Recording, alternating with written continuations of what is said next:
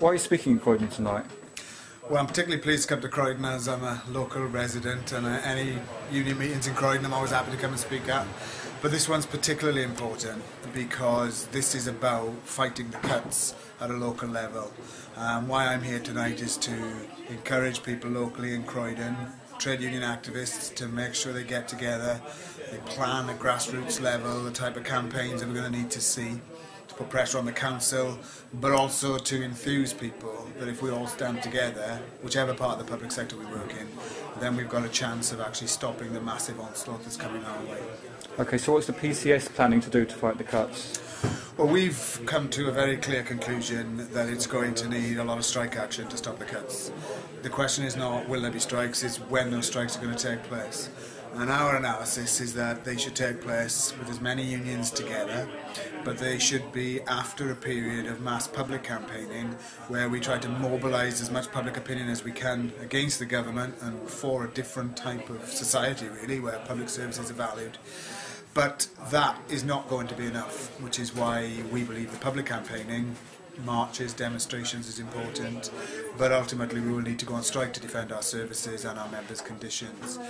We're getting all our reps in next week from around the country to start planning disputes that are about the effects of the cuts, saving jobs, keeping offices open, to encourage our reps to work with other trade unionists in their area, but ultimately build into what we think is needed, which is national action involving as many unions as possible. Do you think the coalition can be rolled back? Well, I have no doubt that they can. I'm often asked this question, and I look back when I was younger, living in Wales, when Margaret Thatcher took on the miners. And of course, Margaret Thatcher had a majority of 170. She told the electorate what she was going to do, and yet even a government that was that powerful could have been defeated had more people stood together. This is a coalition government where the Liberal Democrats have essentially lied to the people of this country. They've been elected on a fraud, and therefore they have no democratic mandate to do any of the things they're doing, and I think that makes them very vulnerable. And I think the student protest that we saw last week was a very good start that showed if you can get people marching and demonstrating, it really begins to exert pressure.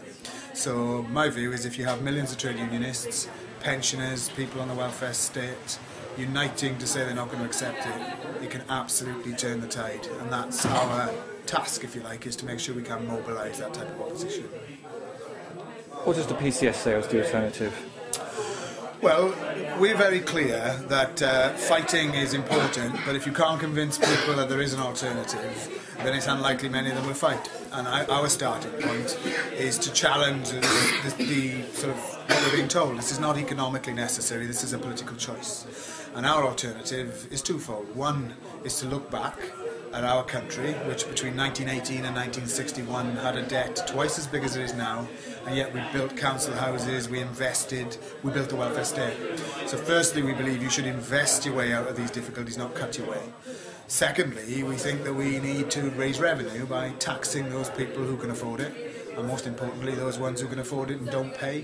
There's £120 billion in avoided, evaded and uncollected tax, and if we started getting that revenue in, tax people at a proper rate, tax the banks properly, it would raise revenue which could be invested to grow the economy.